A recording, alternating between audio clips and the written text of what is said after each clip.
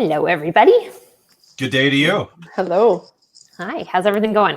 Let's go with Lindsay first. We were having problems with people answering at the same time a couple of broadcasts ago, so. Yeah, all's well here. It's Friday. Yay. Yeah. Awesome. And Michael, how are you doing today? I'm doing okay. My kids are a little bit more sane today, so I'm feeling a little bit better. My youngest has been just nuts the last few days, so I think it's coming back to normal. We'll see. Yeah. It seems like just everyone is going nuts right now. Mm-hmm. Like my team has been a bit of a chaotic mess this week. Everyone that I talked to, their teams have been chaotic messes. So I don't know if it's like all the stress we were pushing down is finally like coming out and we're realizing what we're actually in. I don't know. Yeah, I think so. I found yesterday's conversation really enlightening, talking about the whole idea of freezers. Because fight and flight, we all kind of knew. But freezers are like, oh man, I think I do that sometimes. I think my kids do that a lot. So it's good to hear a whole other way of thinking about it and working through the issue. Mm-hmm. Yeah, I think we're in the next phase now, where you're right. We've kind of come through that high stress period and people are starting to kind of realize that things have changed. And it's been interesting. And I feel like the stress now has bumped up again. Like last week was kind of like chill. And this week I feel like everyone is on edge and reacting a lot differently than expected. Yeah. Me included. So what do you think that next phase is? Like you figured, Lindsay, that we've gone through one phase. We're now kind of entering the second phase. How do you see that? What are you observing that's starting to happen and shift? I think people are starting to realize that they have to do some work for their mental health a little bit more seriously than before. There was always a subset of people that knew they had to work on their mental health. But I saw a lot of people who were just kind of trying to plow through everything and just the plowers, I guess, if that's just different personalities, right? Yeah. There's a lot around control right now. Yeah. No. Yeah. Bad Angela. No, it's just different personalities, right? We just manage things differently. And I think the people that were, managing to plow through at this point now are getting to the place where they're just getting tired. And it's just becoming more. Yeah. They're just getting, I think, aware that they may need to do things a little bit differently moving forward, or it's just gonna not be very pleasant. Yeah. Yeah. So from my end, I mean, just seeing people just to keep doing some of the supportive things, like from a lifestyle perspective, and making time for themselves and making time for a mindfulness practice, or really making sure they're eating well, like doing all these things that we always talk about. For some people, it's and even just getting sick. I mean, I've had people that have got sick, and that opens up a whole other can of worms, like whether it's COVID-19 or not. It's just realizing the state that they were in, like their nervous system and their immune system. Yeah, and having to work on that, even though it's the middle of April. Well, I imagine, I know when I've been stressed out for a long time and I just keep plowing through everything, because that's my natural state. When I finally get that break, then I get sick. So I honestly feel like last week kind of people took that break. So is that potentially why maybe we're starting to see the illness come through? Yeah, exactly. It's like that next phase that we're seeing, and the people that were really high cortisol for a long time, when they get that crash, sometimes it can be more than they would have expected. Yeah. Are you crashing, Angela? I'm taking next week off from my team. So the managers are just going to run the ship and see what happens. And it's not that I'm not going to be working, but I'm just going to be disconnected from them and working on my coursework and content and all that. So I'm wondering if I'm going to crash now that we're talking about it. I hadn't even considered that. So yeah, we'll see. So maybe we can start with that as a bit of a conversation, is for people who, because we're reaching that point now where we expect to see some crashes coming through, that now that a certain sense of normal and we're beginning to kind of, the initial shock value is starting to wear off. What are some of the next steps that we can be taking to be really intentional about diets and different exercises or whatever else, so that we kind of ease ourselves into it rather than crash into this new normal? Are you guys hearing glitchy sound, or is it just me? I'm hearing a scratchy sound like a mouse is hiding in there. So but the not scratchy glitchy. sound is coming from Lindsay. I know that. Oh, But the audio for you guys is coming out clear? Other than the scratchy sound, I'm good. Okay, perfect. Yeah, can I do anything to deal with the scratchy noise? I don't know if it's your hair touching it or whatever, but it's fine. Okay, take that away. There we go. Okay. So sorry, Michael, can you just re-ask that question? I just don't want it like glitching for the whole thing and people getting annoyed with it. Yeah. So knowing that people are starting to decompress a little bit from the initial shock value of everything that's happened, and knowing that there's a certain group of people who are going to have a crash that could ensue. This is the same people with the migraines. The moment they go on vacation, they get a migraine. What are some things that we can start doing? Well, immune system, stress management, mental health. So instead of crashing, we can kind of ease into this new normal. Mm-hmm. Well, I do think that people do need to take time for themselves, which is really challenging. And so if you need to sleep, if you need to disconnect, I think we want to give ourselves permission to do that. Because a lot of times people, when they think they're taking a break, they're not actually taking a break. They're like taking a break from one aspect of their life and they're putting all their energy into something else. So that's not really a break. And so sometimes the crash can come as a little bit of a surprise for people. It's like they've literally hit a wall. And so to avoid that, we kind of want to be having that on our radar all the time. And some of the things we talked about before, like definitely food. So keeping our blood sugar level consistent, making sure we're getting all the nutrients that we need. The sleep aspect is huge, like allowing ourselves proper sleep.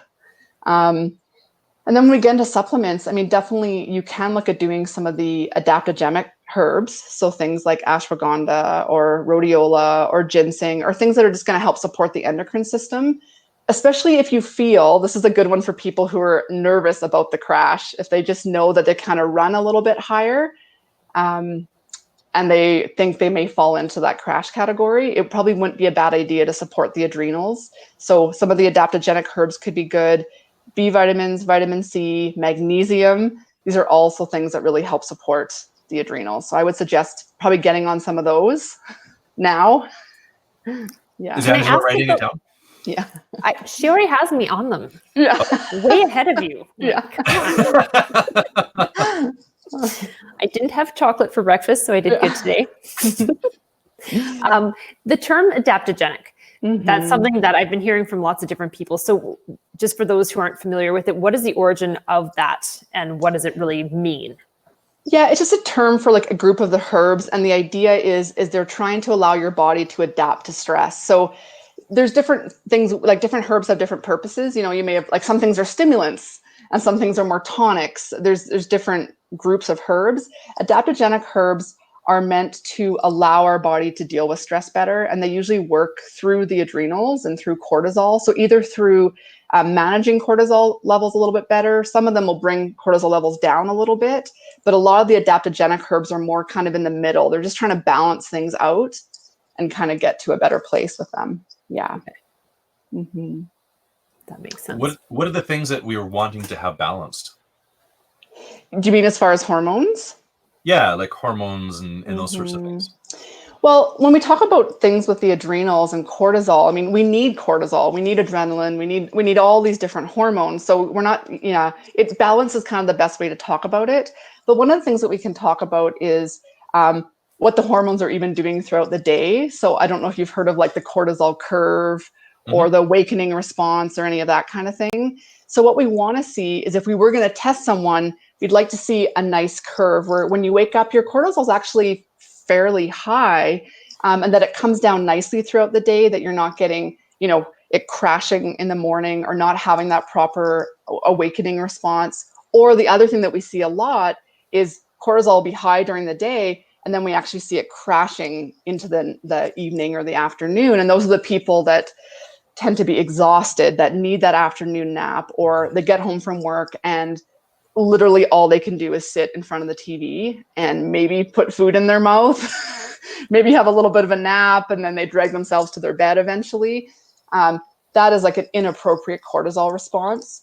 And so if you tested their overall cortisol, it may actually look okay because it's balancing throughout the day, but what's actually happening throughout the day is not appropriate. So that's kind of the one area that we want to work on. And we can do that ourselves. And again, getting proper sleep, managing our stress levels, eating properly, because definitely how we're eating affects our cortisol levels too. So balancing all that out as much as we can day to day will help to stabilize that. That's the routine thing that we talked about before. And then sometimes you can throw in, herbs or things like that to help support you as well, if you think that's appropriate. I was actually last night when I didn't sleep very well last night. So when I was laying in bed staring at the ceiling, I was wondering about why for our bodies, like why do we actually like that routine? Why is that healthier for keeping everything level? Because we were talking about hunter-gatherer kind of like origins for us earlier this week with our exercise guy. To me, that lack of like that constant change seems more like what we would be used to versus having all this consistency. So it seems to me counterintuitive, but I'm sure there's a reason for it. Yeah, and that's a really good point. It's something interesting to think about. But what's different for us now is we have a lot of other stressors going on. Like I know we mentioned about like things like electricity, which may seem like, well, that's wonderful. And it is, except it's throwing us off our natural rhythms. And I think that's more the piece. Like hunter-gatherers had to live by natural rhythms. They had no choice. It was like, if there's no berries, there's no berries. If it's dark, if it's like midnight, they're not going to go out. Do you know what I'm saying? Like they were forced to live by these natural things that I think our bodies have also evolved to be very in touch with. And now we are completely out of touch with these things, right? I mean, we're on screens that are emitting a lot of blue light, which kind of messes with our brain a lot, melatonin levels, things like that. Again, we can be up at all hours, eating whenever.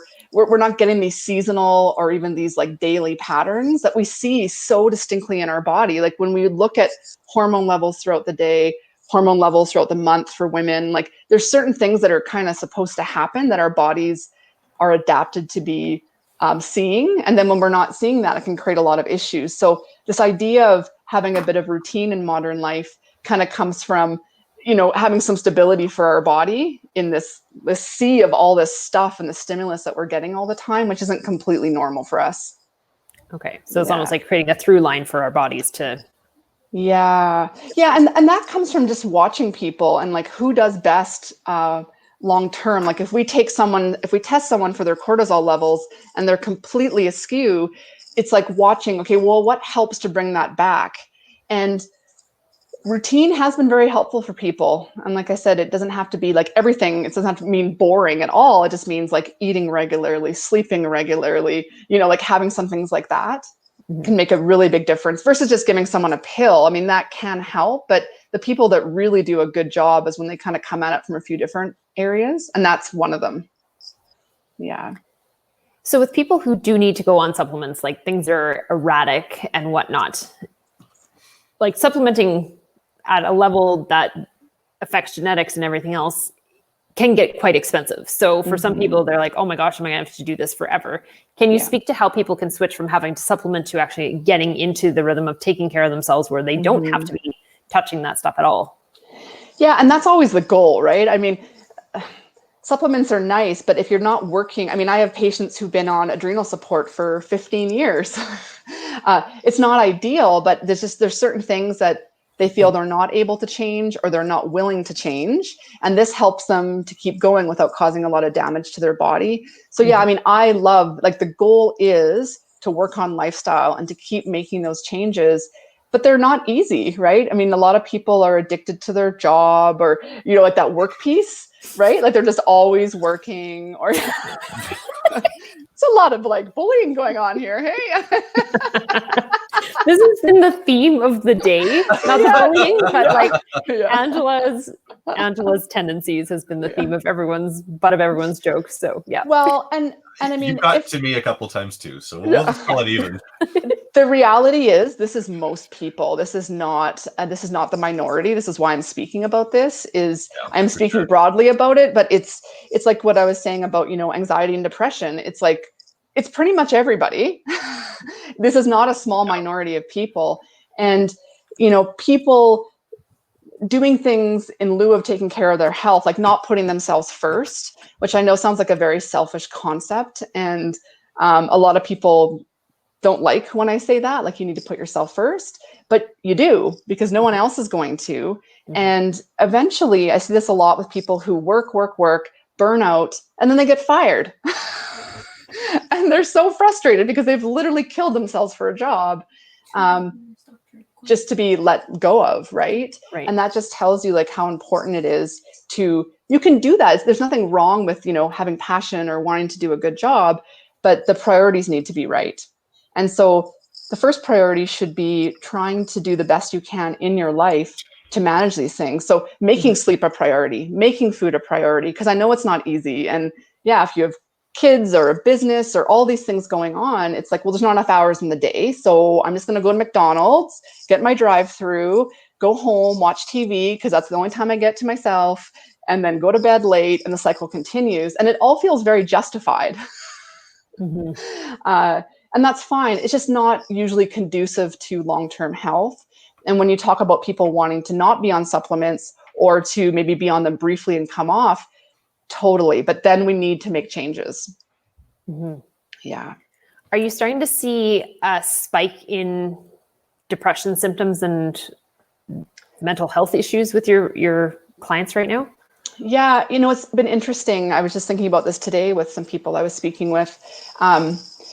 The depression anxiety piece is still there, and I think those numbers are still pretty much the same. But in those people, it's definitely amplified.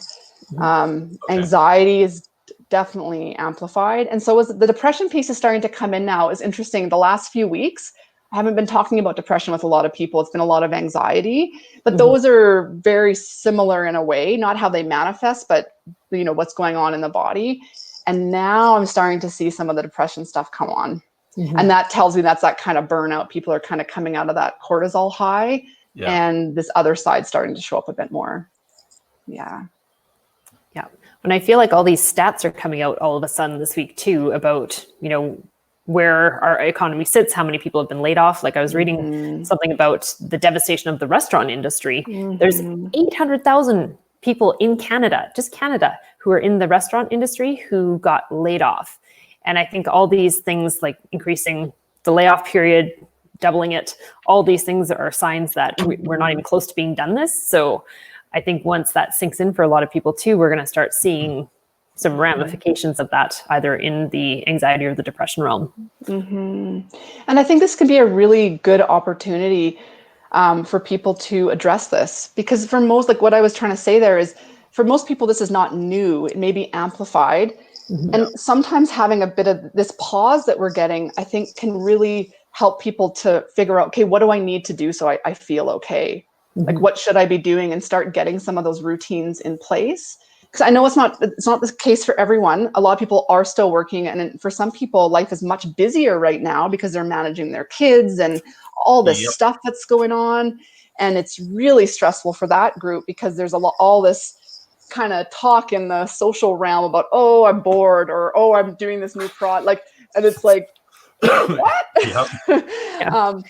And so that's also creating a lot of stress for people. But I still think for everyone, it's a time to just kind of step back and reflect on, like, how are we doing? And when we move back into the craziness of life, and why I'm saying that is because I feel like for some people, things are actually a bit crazier right now, but that's still a good time to realize, like, something's not quite working here. So what do we need to do moving forward so that this is sustainable? There's something about the situation that's forcing us to look at the things we were unwilling to look at in the past. Yes. And it's an opportunity to make those adjustments now, so that when we go back to something looking like normal, we can be much better, healthier set up for ourselves and our families. Yeah. And one of the things that, again, I think is a really big silver lining around this whole COVID-19 piece is this recognition, I think, that we need to take care of ourselves.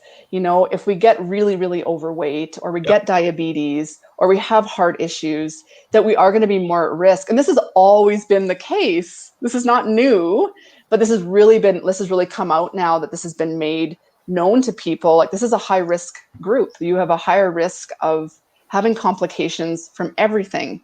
So it's like, now we've been given this chance, like, okay, we need to change this, if you can. To do some work around that, because this isn't going to go away. I mean, I think this is going to be with us for a bit. And even if the coronavirus magically disappears, this could happen next year with something else. And so this, I think, for a lot of people has made them realize, like, this whole health idea is something we need to deal with now. It's not something like 10 years from now, or once we get a diagnosis. this is something that we always want to be working on in the background, because then when this stuff comes up, it's not as terrifying, and we have a good base to work from. So with this being Foodie Friday and knowing that Angela's on the risk of crashing, you'll be able to monitor my progress next week, because I'll still be on the broadcast with you, Michael. How should we be helping Angela meal plan over the weekend so that she can ease into next week? Well, I think she knows a lot about how to eat and good eating. Yeah, especially now. Yeah, there. I'm kind of sensing a little bit of one of these coming from Angela. Yeah, totally. Yeah, I mean, I would encourage her and everyone else to really to actually make a bit of a plan. I know that can sound like a lot to do when you're busy, but make sure you have some whole foods in your house. Like, go out. I know shopping is not the easiest right now, but if you can do so safely, go and buy some veggies and some fruit. It is warming up, so you could start, having salads. If fatigue or not feeling like you have enough energy is part of an issue, I'd look for more nourishing foods. So I would suggest doing things like beans or lentils, like still some more warming foods. A nice curry is always great, even now. So like throwing in some turmeric even. But yeah, just making like a nice, wholesome meal for yourself, or soup. Soups are great too. Just something that you will eat, and then that you'll have something that's really nutritious for you. And I would focus on, again, at least having 3 meals a day right now, not getting busy and not eating all day and then coming home and being hungry. And then we tend to gravitate towards the foods that we shouldn't be having. And again, the cycle continues. So like I said, I think having breakfast is important, but continuing that. Well, like I said, what was that, Michael? Yeah. I'm picking on you. Is it chocolate breakfast? Does that count? Yeah, I didn't do it. I haven't done that since last week. I did really good. Yeah, which is great. And, having a bit of dark chocolate, is fine. I would have it with some other food, though, as well. Just because by itself, it's not going to have a lot of fiber. It's not going to be maybe that satiating. It may be satiating on another level, right? Because we've talked about, food and emotions, and that plays a huge role to this. And that can be a real challenge. And when I start off with my patients, I often don't say, cut everything out right away. Like I said, we start introducing things. So if someone loves chocolate, I say, great, that's fine. So have a good, wholesome meal. And if you need some chocolate after, have a piece of chocolate. How are you feeling with that? And because that's okay. We can do that. I will also speak about alcohol, because that seems to be a big thing right now for people. There's this joke around, like, everyone drinking every day. Not great for your immune system, not good for your liver, not good for your immune system, and not good for your mental health. So again, if you love red wine and you want to have a glass, and a glass is not like this, a glass of red wine with your meal, great.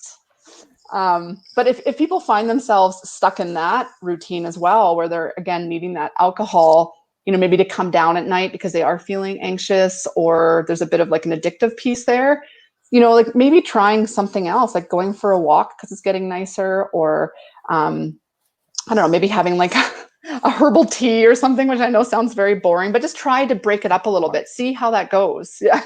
So I've been making some really yummy custom-made cocktails recently. Are you saying I can't have my custom drinks anymore?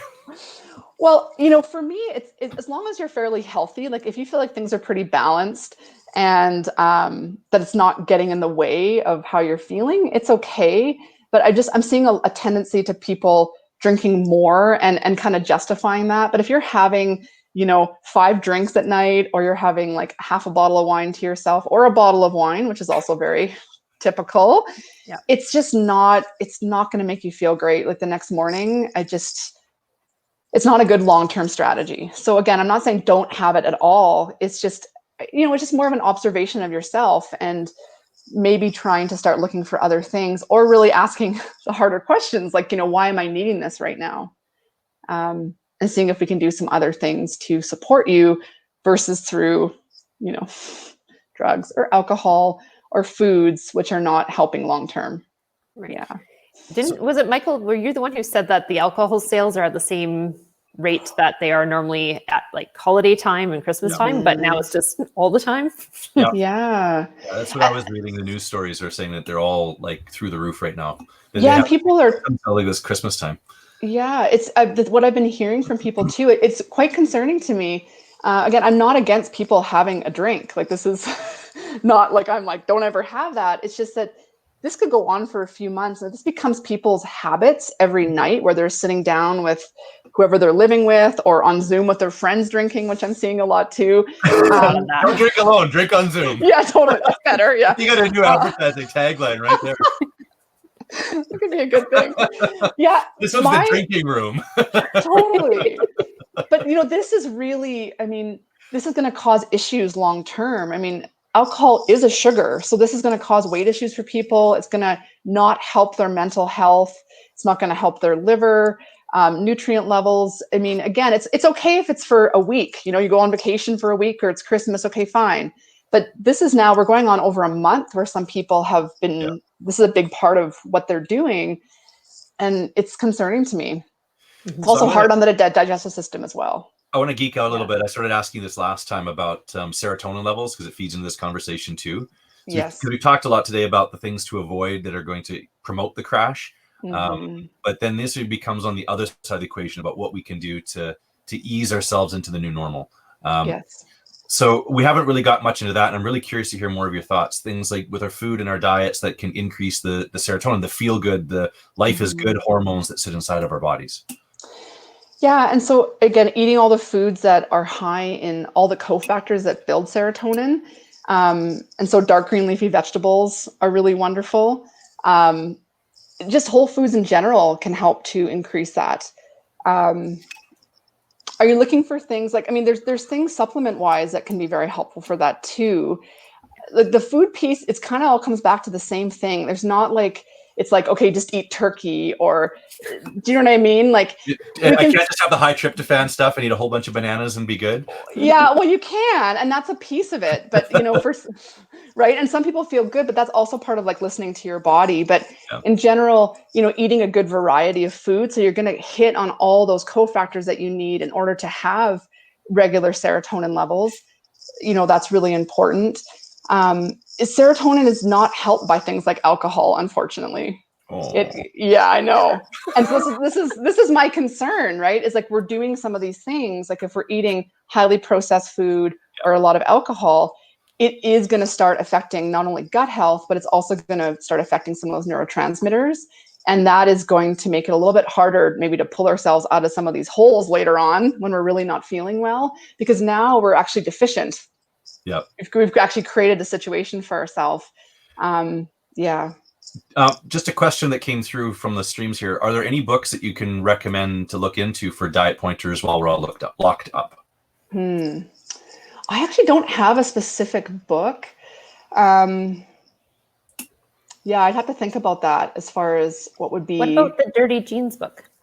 Yeah, that's a good one. You're right. That one does talk about food. So that would be a good suggestion, because it will go into some of what we were talking about as far as like dopamine and serotonin. And it does give examples of foods that are high in some of the cofactors. So you're right. There you go. Yeah, actually, he does a really good job of that. So that might be a really good one. I was thinking more of ones that kind of go just around the food, but that's actually probably a really perfect one right now, because it'll give people a little bit more information about what they can do also environmentally. And he does talk about exercise and all those things. So I think that's actually a really good recommendation. Yeah. Love that. Definitely. Yeah, it's good. So many books, right? Yeah. Awesome. Well, do we have any questions before we head out, Micheal? I already asked my geeky question of the day. Yeah.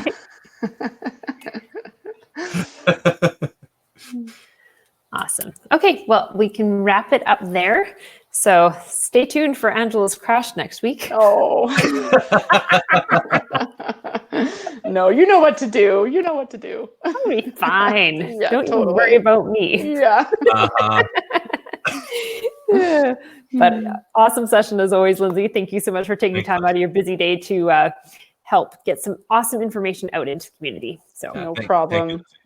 Take care. Bye. You too. Bye. Have a great weekend.